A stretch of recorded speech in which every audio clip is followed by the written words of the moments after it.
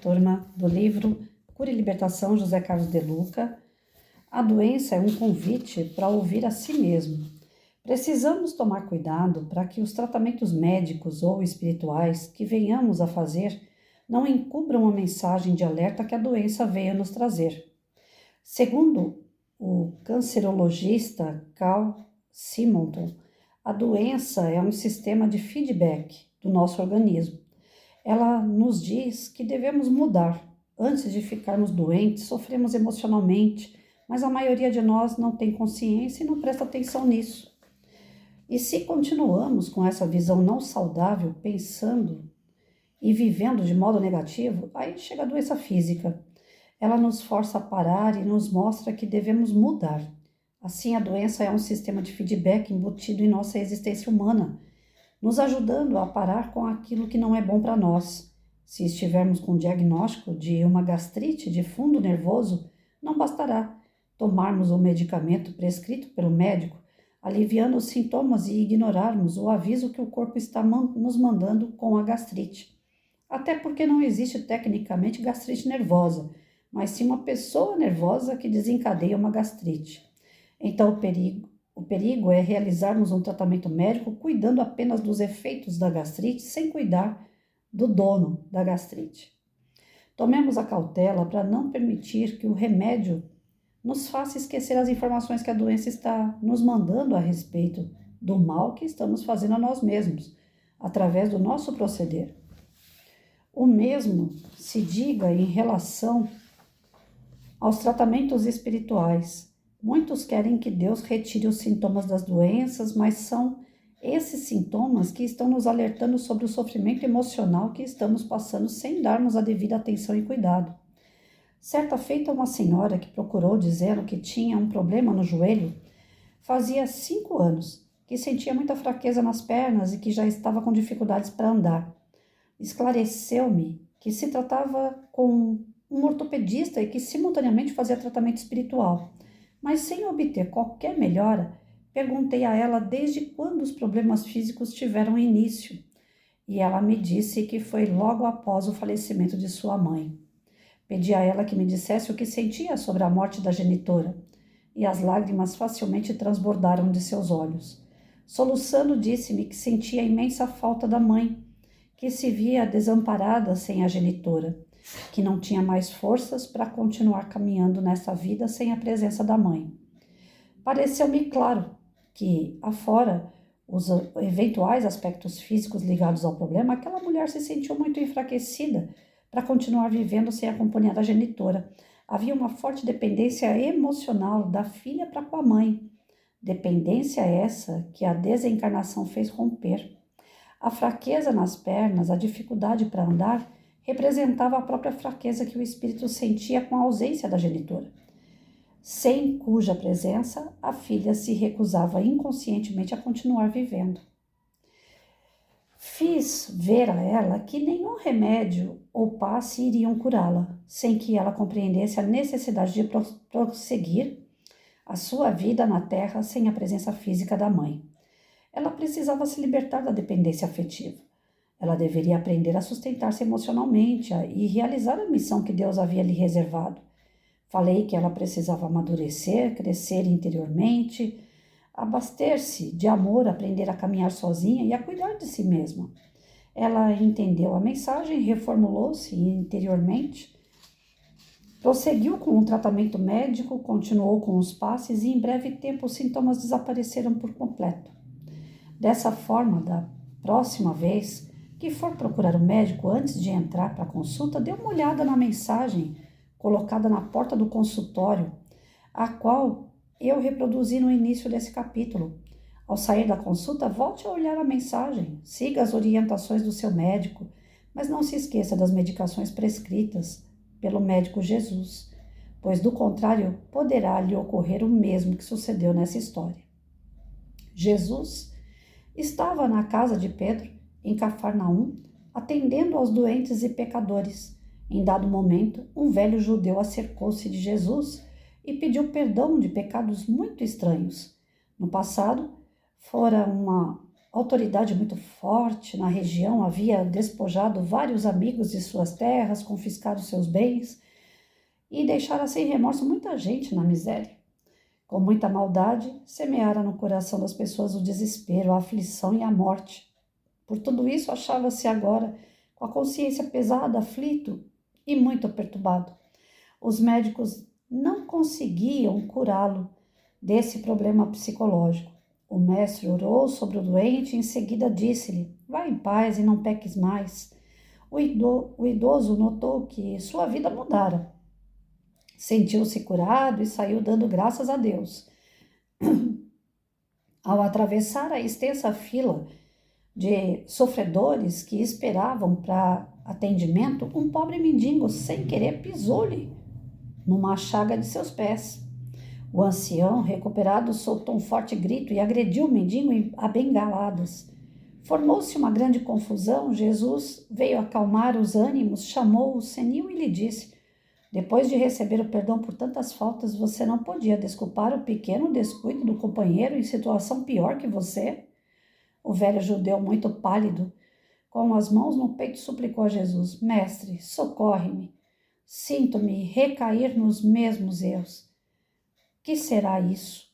Jesus respondeu-lhe: isso é o ódio e a cólera que novamente chamou seu coração. Quando falta a paciência e o amor, você adquire amargura, perturbação e enfermidade. Gente, que história. E qual de nós não passamos por isso? Todos os dias, todo momento.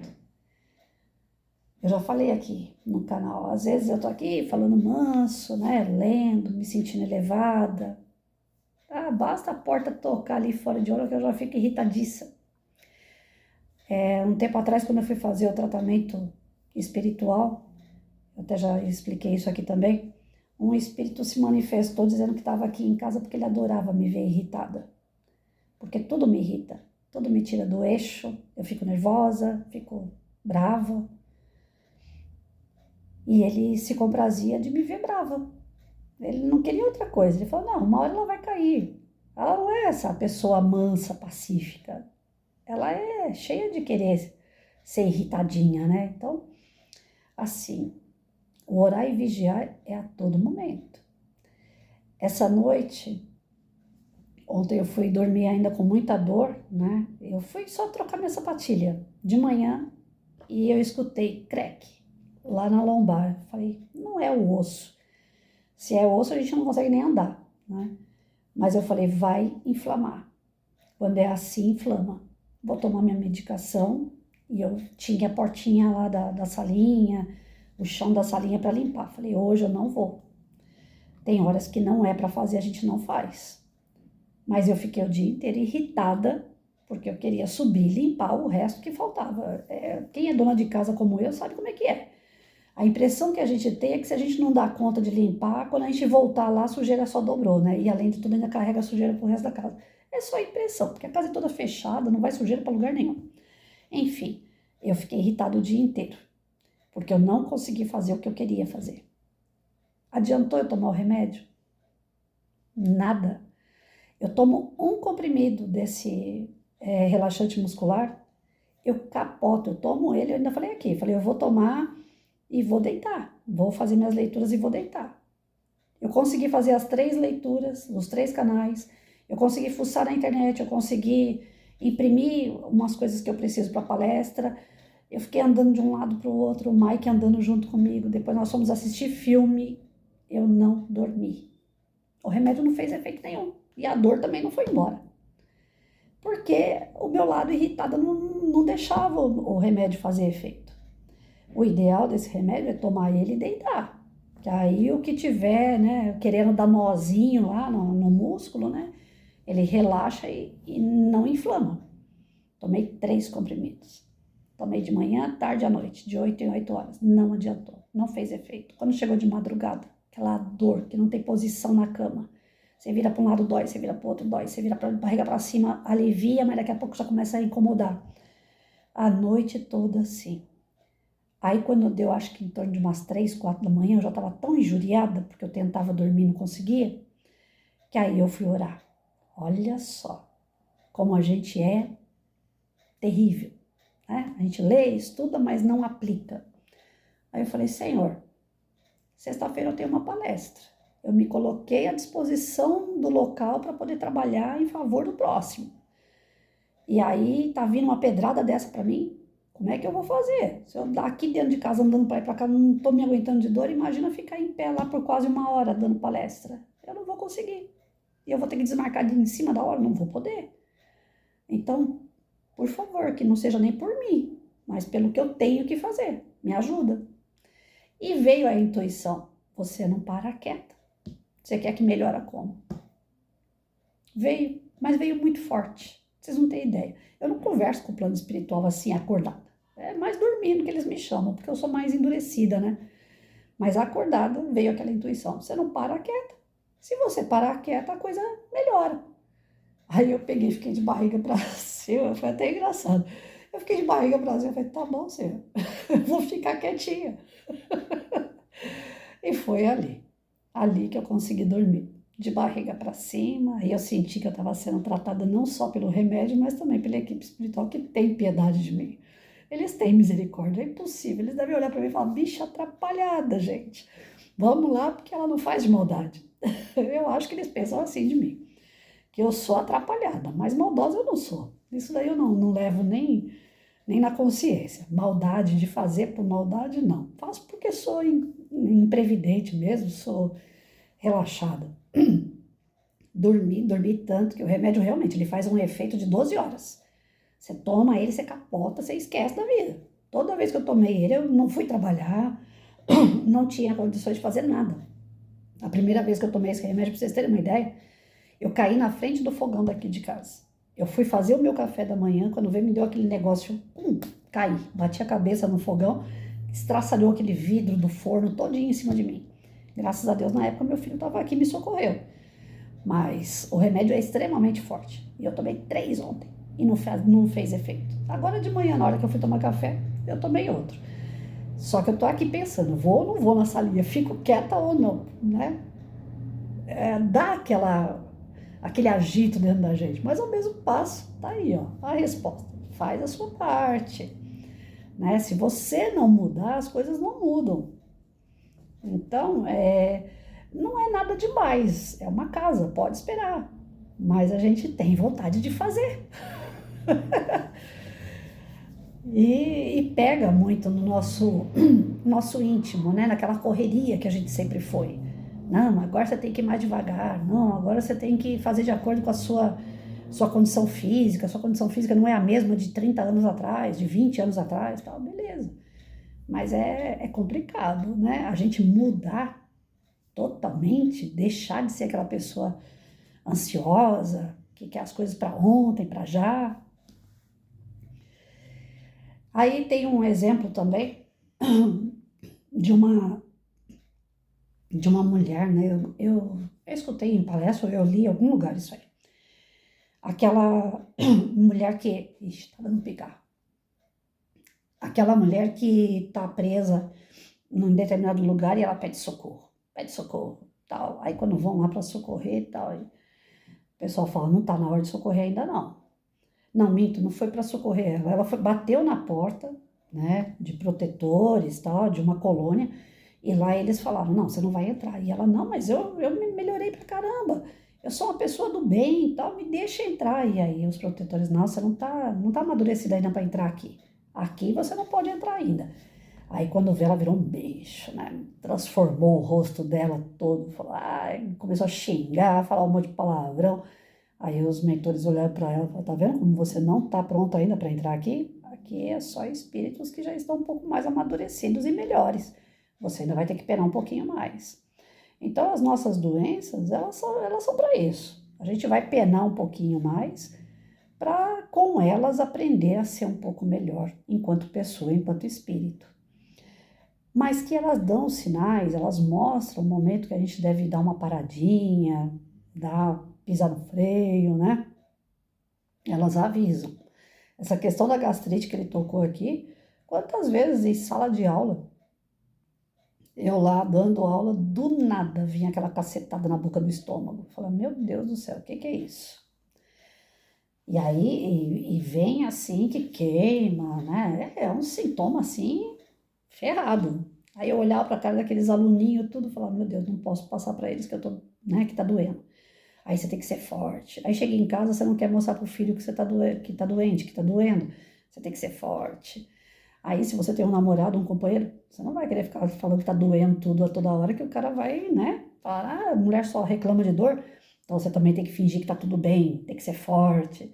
E de tanto você querer ser forte, aquela gastrite ela só aumenta. Porque você não tá dando devida importância, ela tá te dando sinal. Olha, se cuida. Você não tem que se cuidar por conta de aluno, você não tem que se cuidar por conta de companheiro, por conta de filho, você tem que se cuidar por conta de você. Mas quando que eu ouvi isso? Todos os sinais eu tive antes dessa poliomielite, todos. Tudo foi avisado antes. Mas eu não quis ouvir, porque eu tinha que cuidar do filho dos outros, os meus alunos, porque eu tinha que cuidar dos companheiros que passaram. Todos os companheiros que passaram na minha vida, eu reformei casa. O último, não. O último eu reformei uma mecânica. Dá para vocês entenderem o que é isso? Uma pessoa fazer tudo na vida do outro, transformar a vida do outro todinha. Os quatro que passaram por mim, eu transformei a vida deles todinha. Virei de cabeça para baixo tudo, tirei o que não prestava, trouxe o que prestava, arrumei casa, arrumei tudo. E isso sobrecarrega. E vinham os sinais. O penúltimo, eu fui reformar a casa dele em Bertioga, eu estava trabalhando, já estava com comorbidade, ela já estava adiantada, porque como eu demorei 3 anos e meio para descobrir o que era poliomielite, eu fiquei 3 anos e meio perdendo músculo. E cheguei na casa dele, eu mal conseguia ficar em pé, né? Me tratando, mas ainda desequilibrando muito a perna e tal. Eu catei a VAP daquele rapaz, eu fui limpar aquela casa todinha para ver o que dava para salvar, porque só de limo era isso aqui, ó, na parede. Tem uma foto que eu tirei na época, que eu escrevi assim, estou de férias. Para vocês terem uma ideia, eu escrevi com a VAP no muro da casa dele. Era só limo, deu para escrever com a VAP, estou de férias. Para vocês terem uma ideia de como que eu peguei a casa. E limpei. Quando eu vi que tinha muro, quando eu vi que tinha parede, porque aí eu comecei a enxergar a casa, falei, agora nós vamos chamar um pedreiro e vamos fazer obra. Saiu tudo do bolso dele. Esse não me sugou em termos financeiros, os outros sim. Os outros tiraram dinheiro de mim até não querer mais. Mas esse não tirou dinheiro de mim, mas tirou mais ainda a minha saúde, porque eu entrei em reforma. Reformei a casa todinha, ficou parecendo a miniatura da minha casa, coisa linda, não me gabando, não, mas minha casa é bem cuidada. E eu deixei a casa dele muito bem cuidada. Até os detalhes de enfeite e tal, deixei a casa dele uma beleza. E aquele processo todo foi de 2 anos e meio. Então imagina, o tanto de nervoso que eu não passei para que ele não passasse. Quantas coisas eu peguei que era dele para mim. Então nós temos essa mania. Eu estou dando esse exemplo, mas vocês devem ter exemplos muito maiores e melhores do que os meus, né? É que eu vivi pouco para o mundo, eu vivi muito fechada. Os meus exemplos eles vão dar sempre voltas, né? Ou é filho, ou é escola, ou é os namorados que eu tive. Eu não tive muita coisa para poder contar. As histórias que eu tive foi nesses focos aí. Mas as histórias que eu tenho, elas mexeram muito comigo. E começa na parte emocional de verdade. Esse processo que ele está falando aqui é bem assim mesmo. Você começa a ficar cansado mentalmente. Tinha dia que eu deitava e não dormia, cansado, o corpo quebrado, eu não conseguia dormir. O meu médico vira e mexe, ele fala assim, Patrícia, você tem que arrumar alguma coisa braçal para fazer, porque você não está cansando o seu físico, chega de noite e você não consegue dormir. Eu falei para ele, doutor, eu já fiz isso a vida inteira, agora eu não quero mais não. O mais que eu faço agora é limpar minha casa. Eu não quero mais nada braçal. Eu vou fazer hidroginástica porque eu sou obrigada, porque é tratamento, porque senão nem isso. Não é preguiça, não é má vontade, é porque já deu. São coisas assim que não me deixam mais feliz. Antes me deixava. Eu fazia de coração aberto para as pessoas, não fazia por obrigação. Nunca fiz. Sempre fiz com a vontade de ver o outro sorrindo, de ver o outro feliz, de ver o outro bem. Mas o retorno que teve, eu não sei se isso me desiludiu um pouco. O retorno que teve foi tão pouco. As pessoas me sugaram tanto porque eu era muito braçal que hoje nem na minha casa eu quero mexer mais. E eu tenho medo, às vezes eu tenho meu melhor amigo, o Ângelo. Às vezes eu peço para ele ficar fazendo as coisas para mim que eu não consigo mais fazer, porque não é só uma questão de querer, é uma questão de poder também, né? Tem coisas que em cima de escada, altura, eu não faço mais nada. Aí eu fico pedindo para ele fazer, eu falo, meu Deus, que eu não faça com ele o que já fizeram comigo, né? De ficar abusando. E ele fala, não, mas pode abusar, sou seu amigo e eu tô aqui pro que der e vier. Eu fazia isso com as pessoas, eu tô aqui pro que der e vier. Então eu tenho que me vigiar muito. Quando a gente consegue arrumar uma pessoa que ajuda a gente não pode abusar.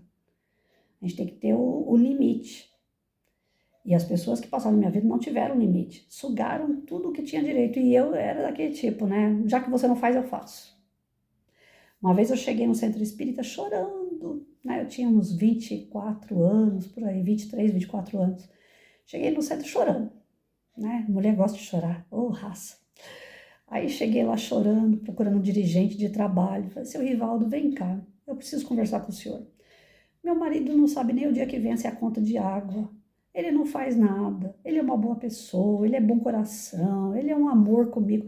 Mas ele é inútil, tudo sou eu que faço dentro de casa, eu tô de saco cheio. Eu tinha 1 ano de casada, nem isso. E a gente enfrentava uma série de problemas na época financeiro, né? Eu queria alguém para dividir as preocupações e eu não conseguia dividir com ele.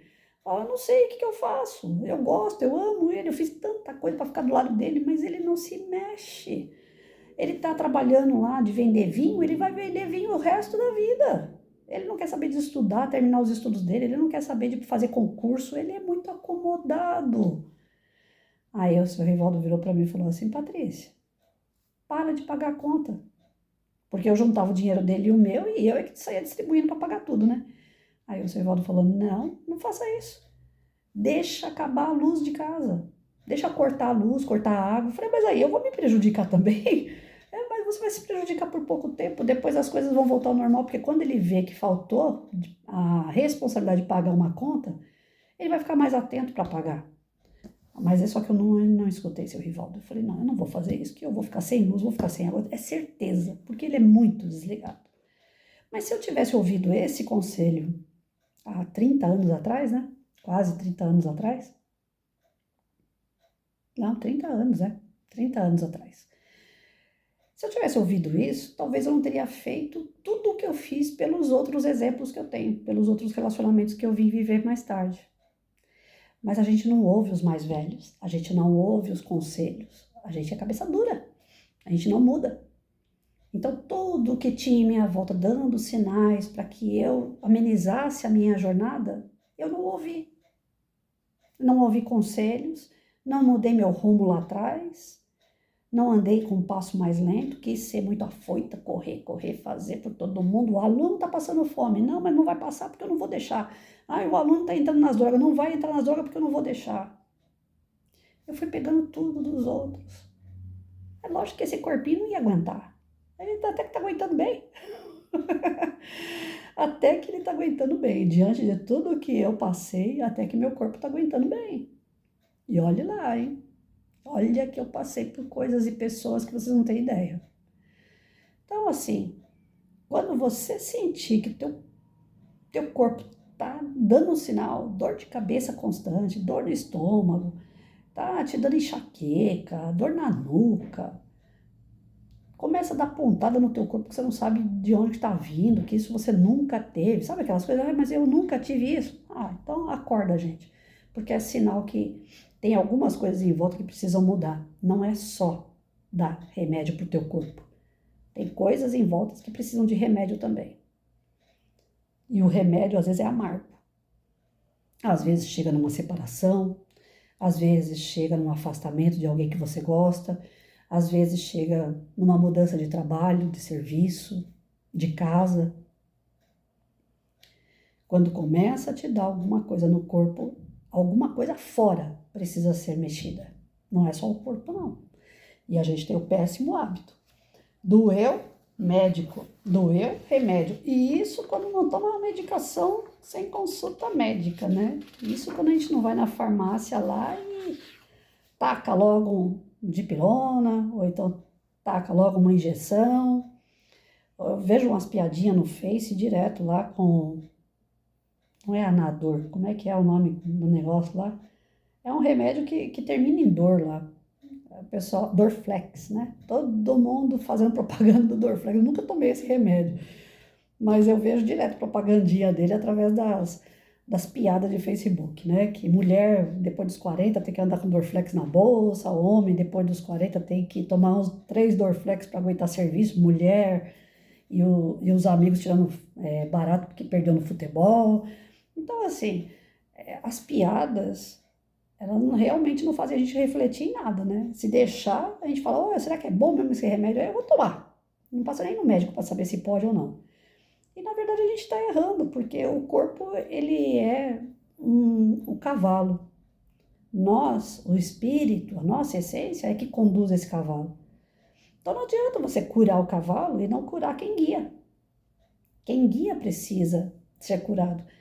Então você vai numa casa espírita, você vai numa igreja, você vai buscar auxílio, mas é para você se transformar, para você mudar a forma de conduzir o seu cavalo, que é o seu corpo. Se você não mudar internamente, eu tô falando para vocês, eu tô aprendendo a me transformar numa pessoa mais branda, mais calma e ainda assim irritadiça, né? Porque eu não sou mais aquela, eu acho, pelo menos, que eu não sou mais aquela pessoa violenta. Quando eu vejo que o negócio não tá indo bem, eu não bato mais boca. Eu aprendi, nossa, os meus ex se vê eu falando assim, vai falar, agora eu quero voltar com a Patrícia. Porque eu acho que o problema maior que eles tiveram comigo foi a boca, né? Que eu falo pra caramba, quando eu começo eu não paro mais. E hoje eu não tenho mais pique para isso. Eu não aguento mais isso. Não aguento ficar discutindo. Então, o certo para você é esse aí? Então, pega para você. O certo para mim é esse, eu pego para mim. Só que tem uma coisa que eu tô aprendendo a fazer, que eu, como eu já falei outras vezes, eu não sei se tá certo. Mas pelo menos na minha situação atual tá me fazendo bem. Eu começo a bater boca, né? Começo a ter um desentendimento ali. Não tá batendo as ideias? Opa, afasta, você fica com as suas ideias, eu fico com a minha. Se der, a gente convive daqui. Se não der, tchau. Eu tô fazendo isso. Não sei se tá certo. Não sei se esse caminho é o caminho correto. Não indico para ninguém. Mas para mim, agora, no momento que eu vivo, é o melhor. Eu não tenho mais pique para brigar com ninguém. Eu não tenho mais pique para ficar discutindo, tentando impor a minha ideia, a ideia de alguém. E nem preciso disso, porque isso acontece muito dentro de um relacionamento. Quando você está com alguém, né? Então, hoje, quando eu estou conversando com alguém que eu estou querendo conhecer, que eu quero me envolver, eu já falo logo. Eu sou assim, assim, assado. Sempre fiz isso. Mas hoje eu enfatizo. Eu estou com uma comorbidade. Eu não posso, eu tô que nem doido. O doido não pode ser contrariado e eu não posso passar nervoso. Se eu passar nervoso, minha doença acelera e eu não quero morrer. Então, se você vier pro bem, para caminhar juntinho ali, eu gosto de uva, você também gosta, eu gosto de azul, você também gosta. Se eu achar o par ideal, eu fico. Se eu não achar uma pessoa que bata as ideias de verdade, que caminhe junto, que tenha paz, tranquilidade, que tenha transparência, que me traga segurança, que me traga carinho, tô fora. Prefiro ficar só com o Mike aqui, porque como eu já mostrei tantas e tantas vezes, isso aqui é uma beleza. Não dá problema. É uma maravilha ter um cão dentro de casa. É uma maravilha ter um gato. Agora há pouco minha vizinha mandou para mim a imagem de uma gatinha que apareceu aqui na porta há uns tempos atrás. A gatinha me adotou. Ela vinha pro meu colo. Eu não gosto muito de gato, não maltrato. Mas não gosto, não fui criada com gato. E a gatinha vinha no meu colo, eu fazia carinho, ela atravessava a rua. Quando ela me via abrindo o portão, ela já vinha pro meu colo de novo. E agora a vizinha me mostrou que ela foi adotada e que ela está sendo muito bem cuidada. Então, gente, os animais, eles vêm até nós. Eles gostam da gente de verdade. E eles só pedem para ser bem tratados. Então, você tratando bem, você não precisa de muita coisa. Agora, o ser humano, você trata bem, procura fazer o mais que você pode e o cara vai lá, te trai, bagunça a tua vida, faz com que você se sinta menos do que você é. Aí, se for para pegar um negócio desse, eu não quero mais não, porque eu já enfrentei muito isso.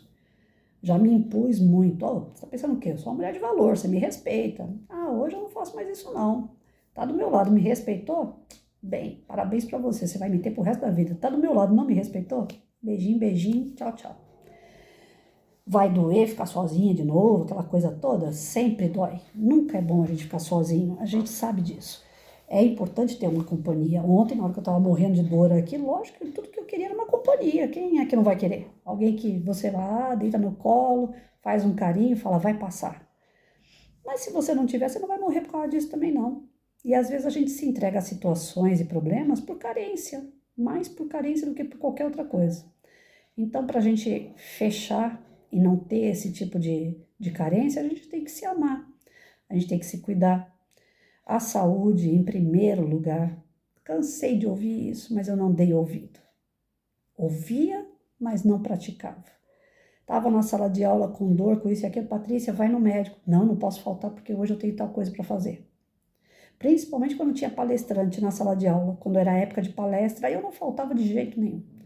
Falava, não, vai vir não sei quem lá. Nossa, vinha gente do interior fazer palestra para mim, vinha gente do centro de São Paulo, tinha gente que era lá na divisa com o Rio de Janeiro.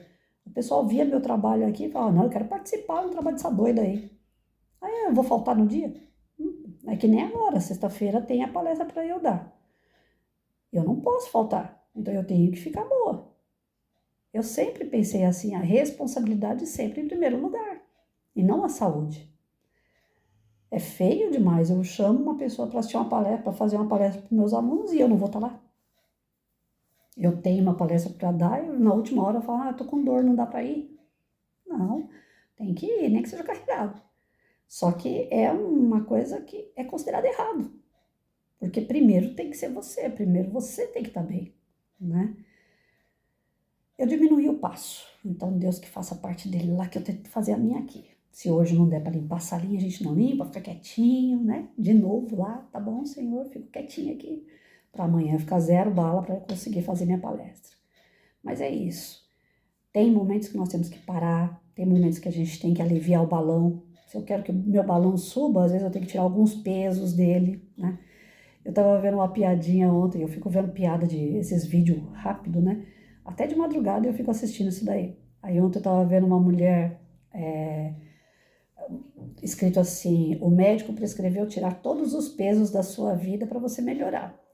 Aí ela abriu a porta de casa e começou a colocar 3 cachorros grandes saindo, o marido, o filho. Ela começou a tirar tudo pela porta, assim. Aí quando saiu tudo, ela, ufa! Mas é só uma piadinha, a gente não pode tirar todo mundo da vida da gente, né? A gente não pode tirar a família, que é o bem maior, a gente não pode tirar namorado, namorada, se são bons companheiros, a gente não pode tirar os animais que fazem companhia pra gente, não dá. É só uma piada. Mas tem hora, né, que essas prescrições, assim, se vem numa hora que a gente tá com o pavio curto, a gente fala, quer saber? Eu vou jogar tudo pro alto mesmo. Aí vem uma outra historinha e diz o seguinte, São Cruz, né, todas as pessoas difíceis no seu caminho, é um pedaço da sua cruz. São pessoas que lá atrás você prejudicou e agora você tá aí ressarcindo essas dívidas.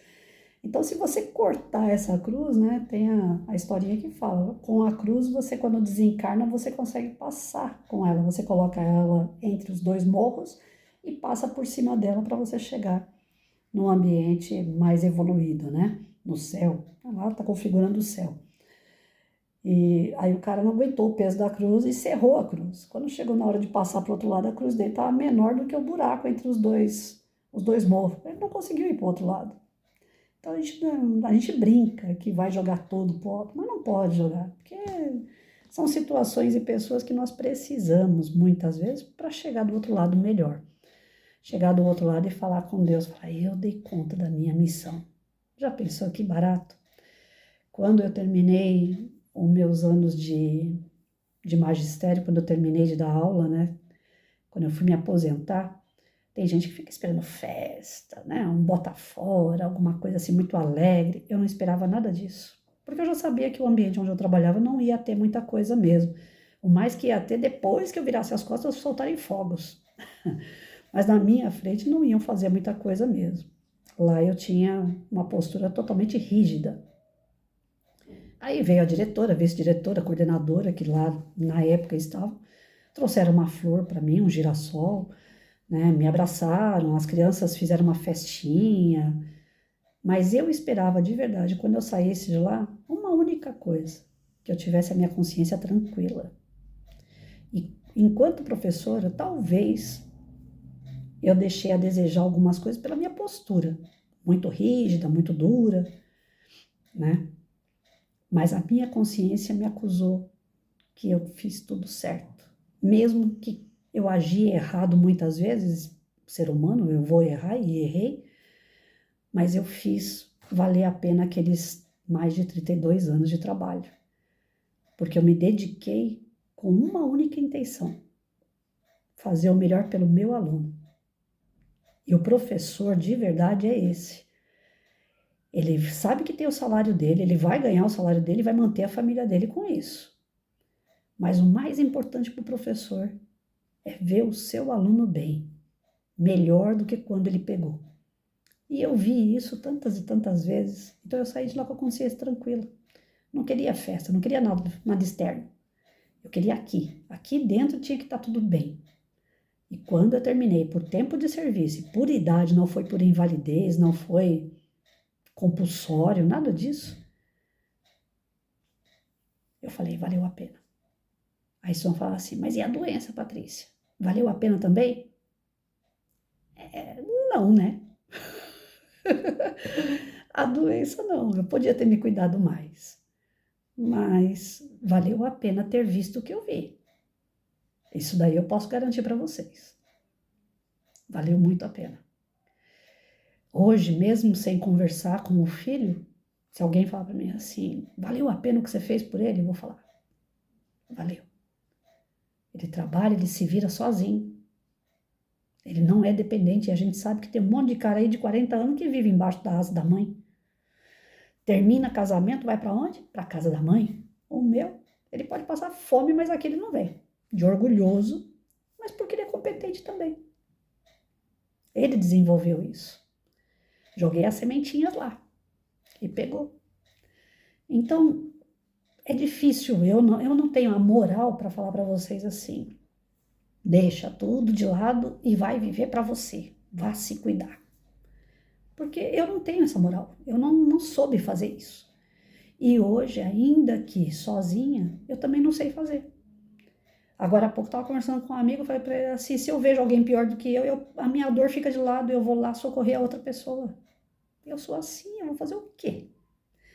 Aí é a hora que eu tomo os puxão da espiritualidade e falo, você não é a Santa Patrícia de Itaquá. Tem a Santa Madre Teresa de Calcutá. Eu não sou a Santa Patrícia de Itaquá, né? E é verdade. Mas é o coração bobo da gente, né? E aí as consequências estão aqui. Vem pro corpo. Então, eu tô falando sem a moral de quem faz, mas com a moral de quem não fez e deu merda. Pro meu corpo não deu certo ser desse jeito. Então, a moral que eu tenho é falar equilíbrio. Quando perceber que tá dando uns toquezinhos aí, que tem alguma coisa na mão, na perna, no braço, na cabeça, começou a dar algum sinal, é o momento de você estudar o que está acontecendo em volta e retomar esse caminho de uma outra forma. Amenizar um pouco a correria, diminuir o passo, bota o pezinho no freio. É a única moral que eu tenho para dizer. É que o que eu fiz deu errado para mim.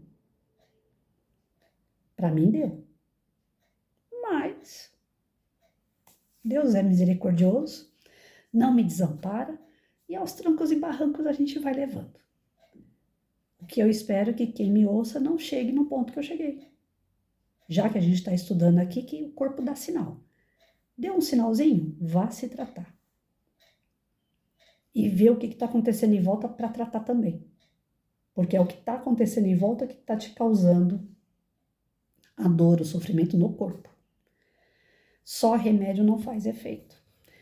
Dentro desse tratamento todo tem algo que não pode faltar. De jeito nenhum. Fé em Deus.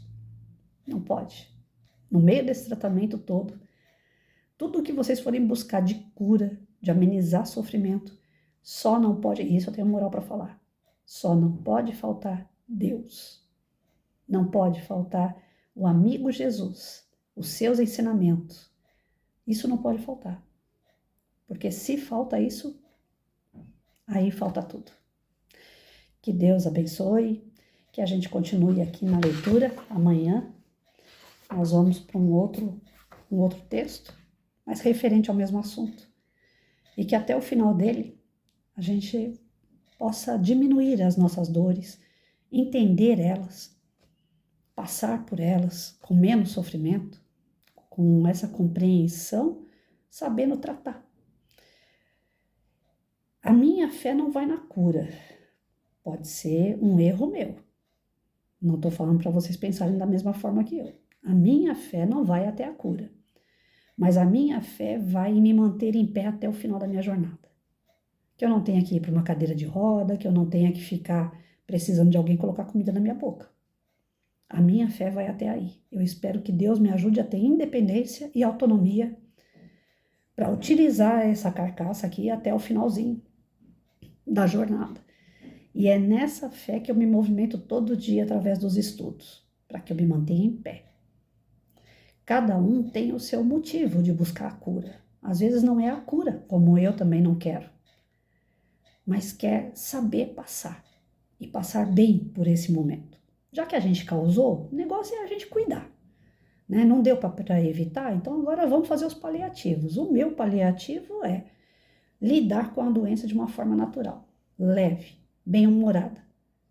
Quando ela começa a me pegar muito, aí eu falo, peraí, você não é maior que eu não, meu.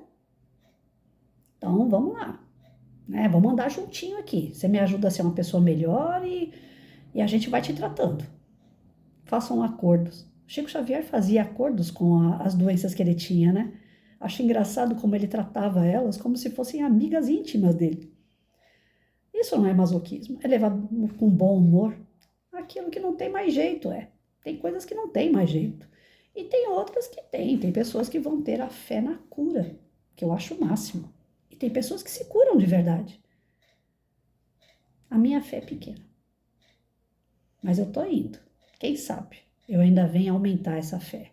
Quem sabe, através dos estudos, eu ainda venha me curar. Mas eu não boto essa esperança. Não é nesse sentido que eu estudo. Eu estudo para saber bem passar por tudo isso. Se eu pudesse, né? Aquela frasezinha do pessoal que quando desencarna fala, ai, se eu soubesse. Eu antecipei, eu não desencarnei, já estou falando isso. Ah, se eu soubesse, se eu soubesse. Se eu tivesse a consciência. Saber eu sabia, eu não tinha consciência.